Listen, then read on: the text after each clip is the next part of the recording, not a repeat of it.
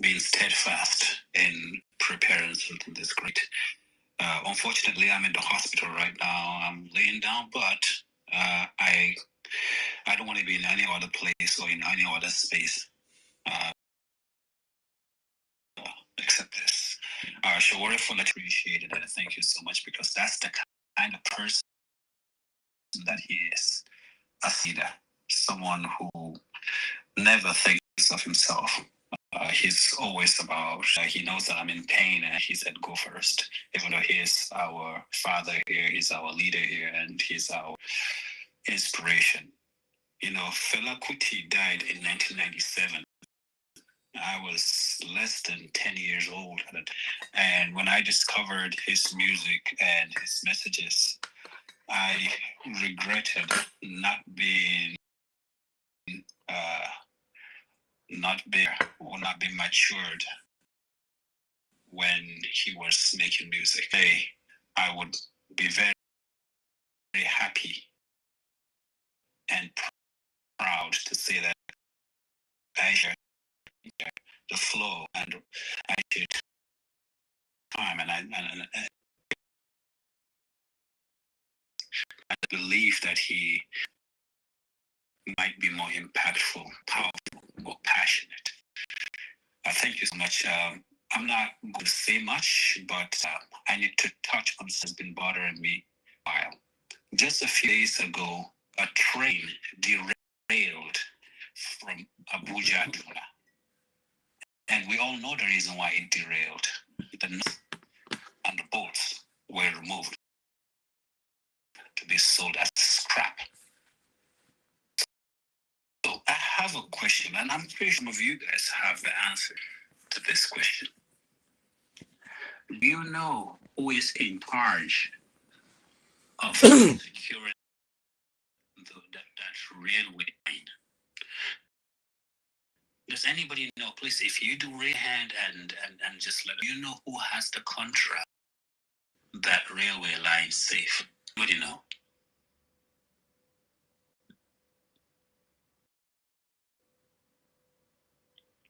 It's not our Nigerian police, which that's supposed to be their primary job. Take care of our. It is a man, a cleric, called. He is the one who has the contract to secure Abuja to Kaduna railway line. So his security out is supposed to be taking care of that. So our police is funded, and contracts of over 2 billion naira is given to a cleric who is supposed to be in the mosque preaching to people and telling the government to do the thing. Do you see where our problems? Well, I wouldn't say that's the only one place where our problems are from, but that's how complicated and how stupid our problems are. Recently, we saw a video of workers of that railway line complaining about not being paid. One of the workers who are in charge of securing the railway line. Paid. Imagine, you are not being paid. They can remove some of those nuts and bolts and sell them in the scrap market. If not, they will see people doing that and they say, hey, just give me a share, give me a little piece of the funds, and then you can go ahead and remove as much nuts and bolts. So this isn't just a little part of our dysfunctional police system that I want to discuss today. I don't want to take so much of them, but that's a little bit on this. If it comes to talking about education, I will also be glad to share a little bit.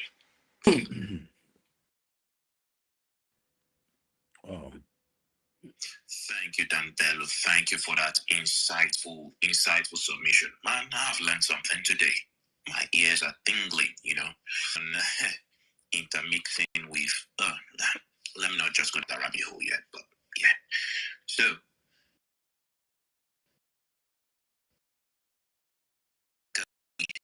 at this point, and let's set the ball rolling. Yeah, I think I've said that quite enough from my end. Civic there. Great. Yeah. Lava. Thank you. Yeah, I don't have it for now. Let's just keep the conversation rolling as possible. Thank you so much, everybody. It's been an honor to be here. Thank you. Thank you very much. Thank you very much.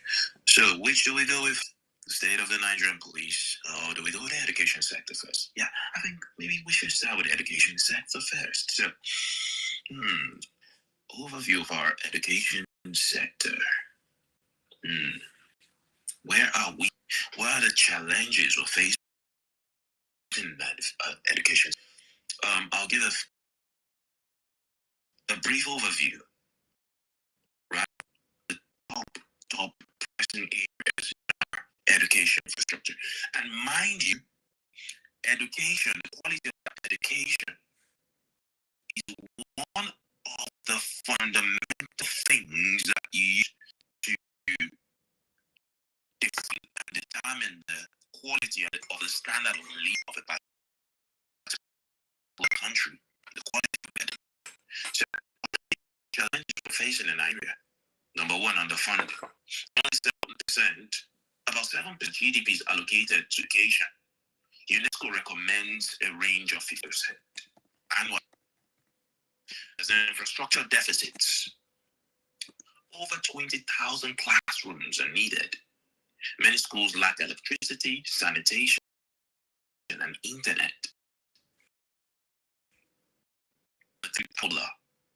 It's really misaligned with global demands and the current realities out there. Then there's teacher quality. Many of them are underqualified and paid, leading to frequent strikes. Then there's also, the angle of high dropout rates. Girls, due to poverty, early marriage, and child labor. Think about that. The vessels that bear life and pass on the baton of life from generation to generation are vulnerable to high dropout. You have a high dropout rate, right? Then there's the digital, 30% of students have access to internet and good learning. So like this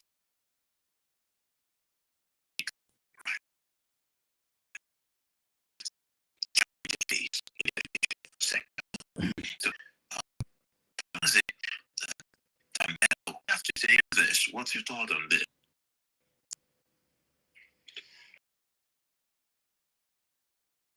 I really wish I could use house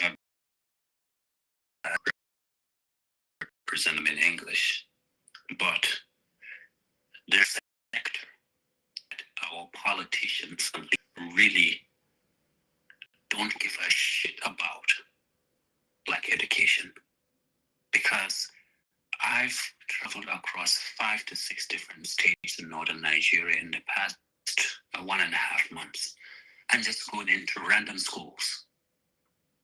And out of those schools, probably 35, 40 schools, there's only 2 that have a security guard. Only 2 schools. And some of these schools, actually, you can see there's an attempt on renovation or attempt on placing some kind of infrastructure in the security. So before you know, the light bulbs are gone, the fans are gone, the desks and chairs are gone. In fact, the roofing, the zinc, kids go up there and they're removed because there's no security.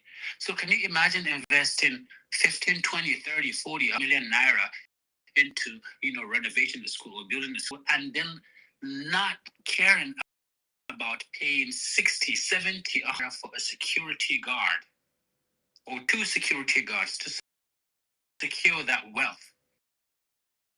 But when you go to the local government secretariat or the State House of Assembly, there's police and security like it's the war zone. They do not give a shit about schools. They do not.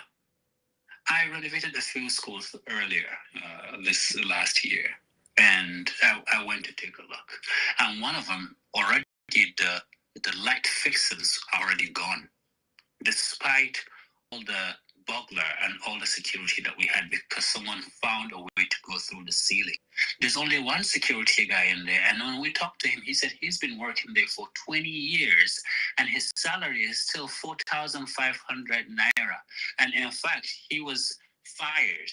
Like, he was fired. He was asked like to go, but he just sticks because he didn't know anything other than being there and being the security guard. And this guy is so old.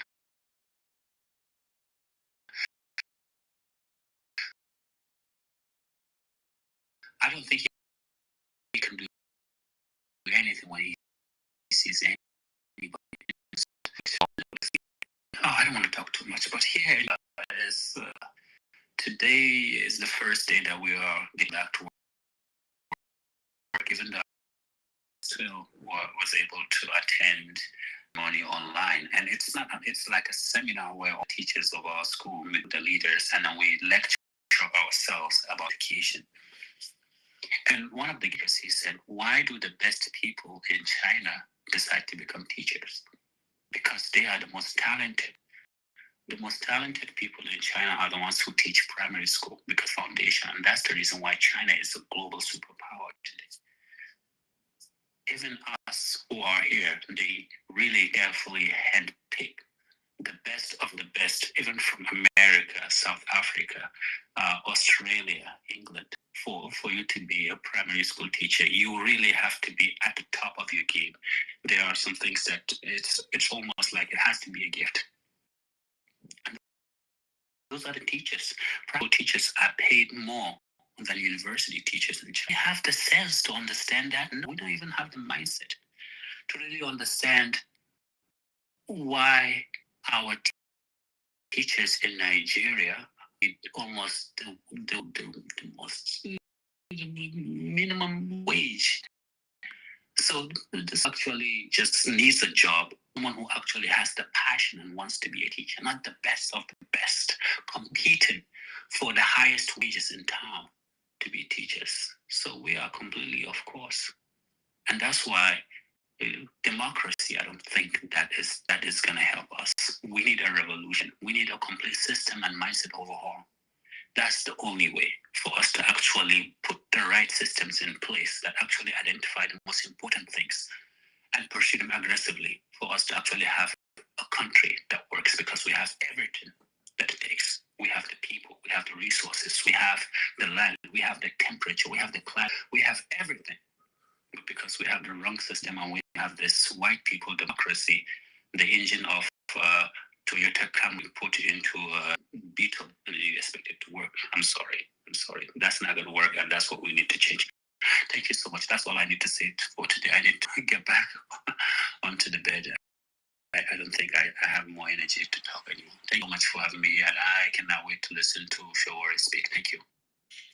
Thank you very much, Dan. Thank you very much. I have some thoughts to share, but at this point, I think it will be nice for Shore to, take it up from here. What have you got to say? I mean, what are your thoughts on where things are at in the education sector? What can be done? I just can you hear me? Oh yeah, I just think Dan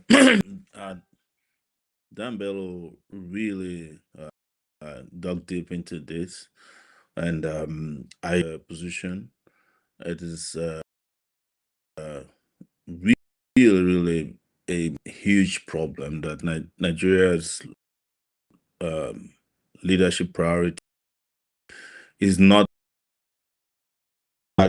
of education of the youth, but they're very systematic about it. Systematic in a way that while they are defunding the majority of the population, they are also funding likely the children of the elites. They are giving them the best education possible. Yeah, I think, yeah, let me see.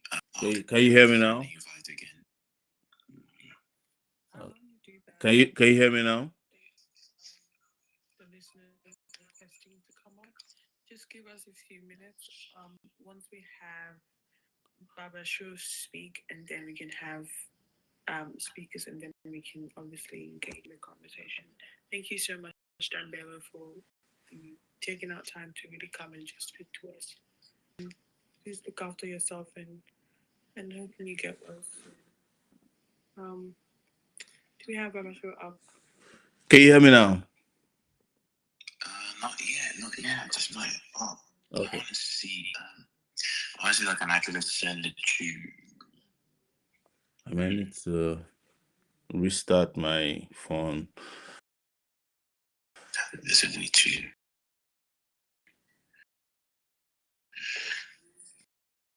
All right. Yeah, Can you? I think the mic would go straight to his ear. There you go.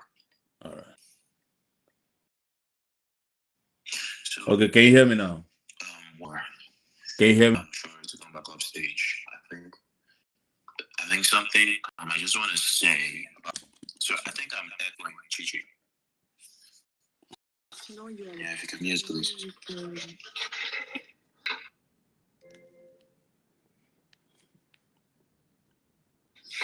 So I was just. Ladies and gentlemen, I was just part of a conversation that we know as Freedom Republic. We're doing it on Twitter Space, but we're having some technical issues. I'm here sharing the platform with Dan Bello. You guys know Dan Bello from the internet. He's a very, very prolific, talented writer, satirist, and also a teacher in China. He's talking about the foundation of education in China, telling us that the best people in China, who the most talented teachers in China are placed in secondary schools, and they hire teachers from all over the world, South Africa, US. I don't know if they hire from Nigeria, but and today is the starting day in China for school, and everything is to turn things around, how to make sure that these kids are ready and for the future. So because our conversation today is about policing and education, he also did mention derailed train in the one that was going to Kaduna this last week, that the person who was given contract to protect the train is a religious priest, not somebody known as Lao. Is one of the leaders of, he's a religious leader who was given the contract, who probably doesn't even know what the contract is all about. But this is how patronage works.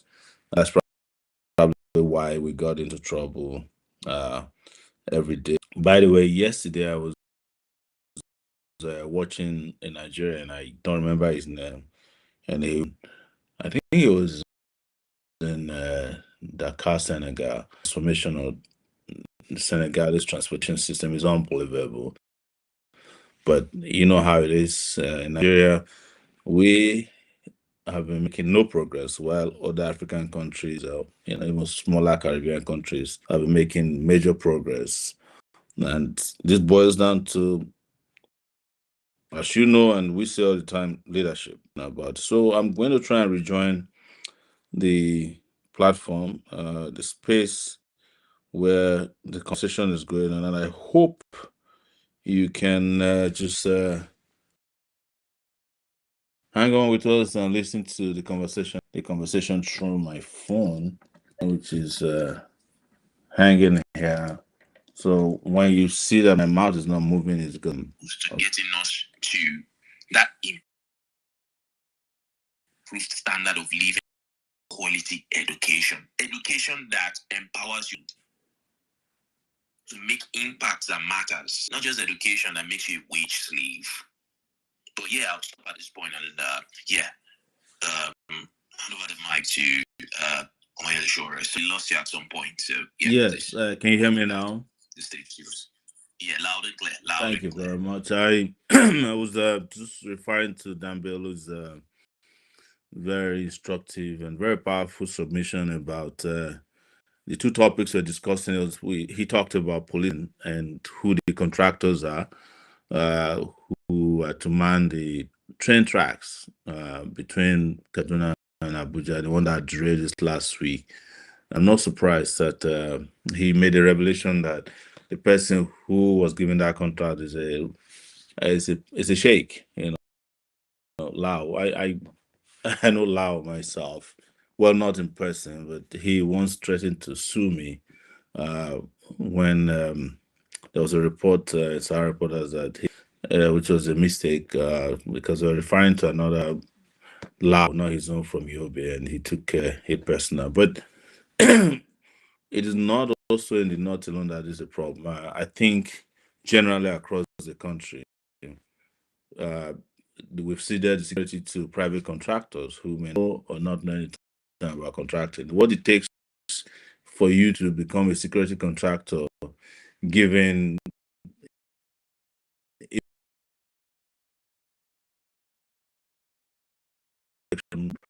um,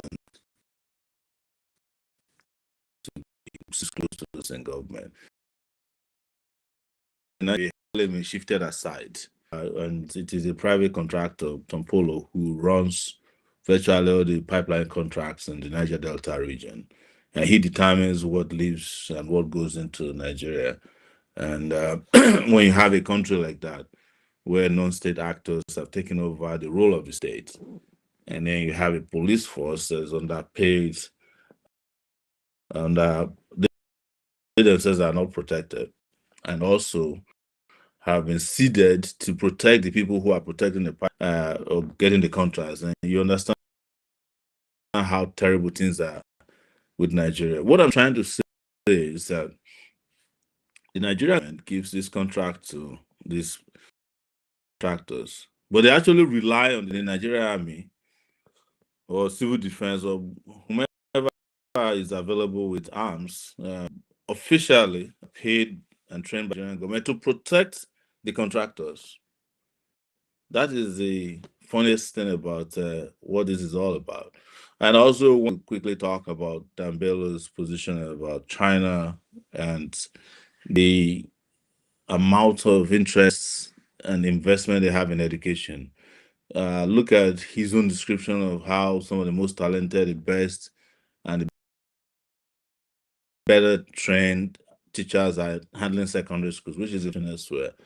Understand why China is where it is today. Education is always the bedrock of industrial revolutions, technology, and intellect. And wherever there's education, there's no doubt that foolish people, ignorant people, and people who will become leaders, and they will hold your country to ransom. That's what we're experiencing here. Nigeria is a big example of where we are today, the bottom of the toilet. And spoke about is what all of us know about. We've been covering local governments, we've got that are cannot even be described as poultry farms. We're talking with every day you see pictures of secondary schools that have been abandoned in north in the south. But the question to ask ourselves is, what about even our universities? Is there any university in Nigeria apart from private universities that should be generally referred to as universities? Definitely no. That's the truth. It's the sad reality of our educational system. And as you know, in a few days, we'll probably be talking about our lecturers going on strike because the Nigerian government, led by Tinubu, has refused to pay them what they deserve. So maybe that will be another year of strike. And because one thing everybody must also understand is that they love the strikes. The moment there are university strikes, uh, high institutions going on, they can keep the students off campuses. They don't have to. Their children who are not affected are going to some of the biggest or the greatest or the most expensive schools in the world.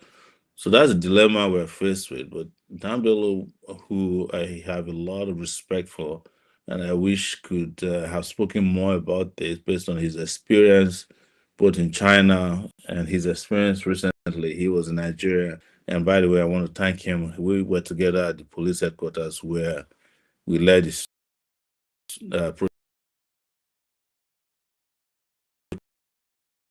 protest on behalf. And it was Nambelo assisted with a lot of publicity, and he personally came over to Abuja, and we had hands together and had that very solid and successful historical protest on behalf of the police. But I just want to say that my thoughts align with his.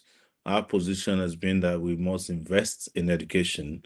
We'll do everything we can. We should do everything we can to invest in education. But we are not going to get to that point where we can even invest in education, like Dan Bello rightly said,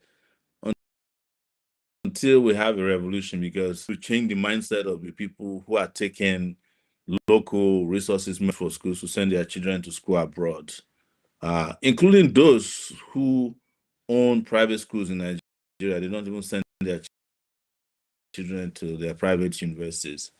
When you have vice chancellors of universities who don't trust the education system in the country, or principals of secondary school who don't send their children to public schools, but rather send them to private schools, and it's still money meant for the education of the public schools. I mean, invested money that was supposed to be invested in public schools to train their own kids. There is no way trusted with education can ever let them or make them function. So that's why I would submit in support of what Dan Bello just said. Thank you so much, Sure. Thank you so much, Dan Bello. I think what I'm gonna put as maybe my own bit, then the closed will also come in at some point before we move on to the state of the Nigerian police. Then Nigerians listening to us on X, social media, right? The education that gets you climb quite rapidly on social ladder. It is to move you from the standard of living to a better standard of living. I am a witness, for example, because of the quality of education I had in Nigeria. See, from my what do you call it now? From my play group all the way to the university, every step of the way has been through private. Yes, all the way to uni. I schooled in one of the most expensive schools in Nigeria. Yeah. So that gave me an edge in the labor market. I finished my school on time of 22. And by then I was already a chartered accountant. Like I already above most people, in the labor market. Then, by virtue of where I worked, that gave me a ticket to the world. Like it flattened the world for me. So that was climb for me. But where I got a rude shock, right? Because I lived a sheltered and comfortable life. One of the rude shock I got was when I had to teach secondary school students. Looking at the level of education I had, and I benchmarked it to what I grew up and thought was normal, it was a shock to me. It was a shock. I don't know the infrastructure. I schooled secondary school 2003 to 2006. We're using marker boards back then. I served somewhere in Cross River. This was year 2012 to early 20. They were still using chalkboard, like chalk freaks. When last did I say chalk? That was in my primary school. Chalk.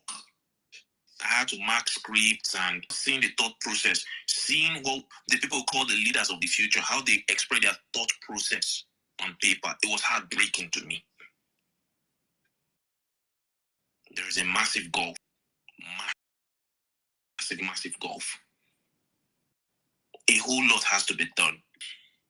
I would say the peace in developing a nation is a human resource. It's not a resource. And if the human resource goes to waste, today Nigeria's median age is what? 18.3 years old.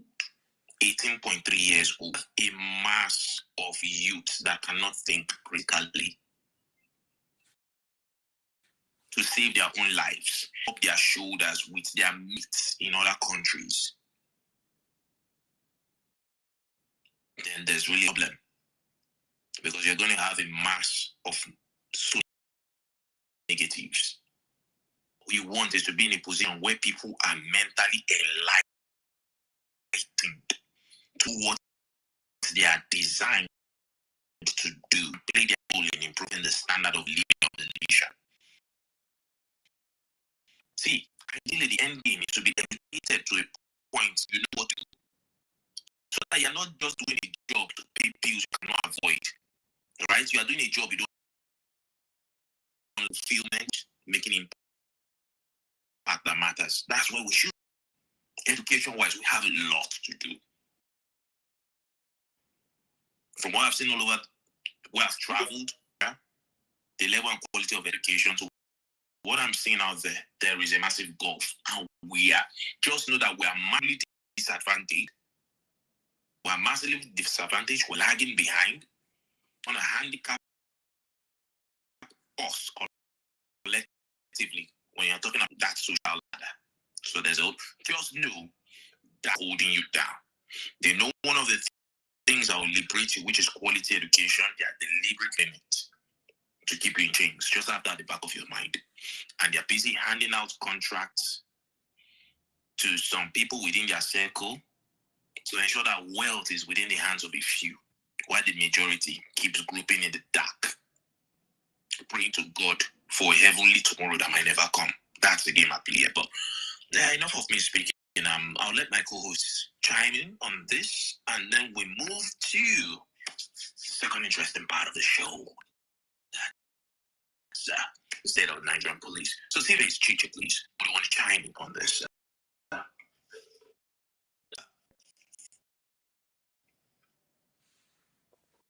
Yes, thank you. We know that hi everyone. We know that a lot is going down in Nigeria, and we just need change. Educational system in Nigeria, everything topics, a lot to change. But I definitely want to engage with this, and let's see where everyone's head is at. Space, raise our hand if you want to make a submission, and we'll have about 3 each. So we have a few speakers up. I guess we'll start A and B. A and B. Good evening. Are you there, A and B? Okay, I don't think he's there. I'm also going to be moving some people down because so we can have enough space for other speakers. Imarana,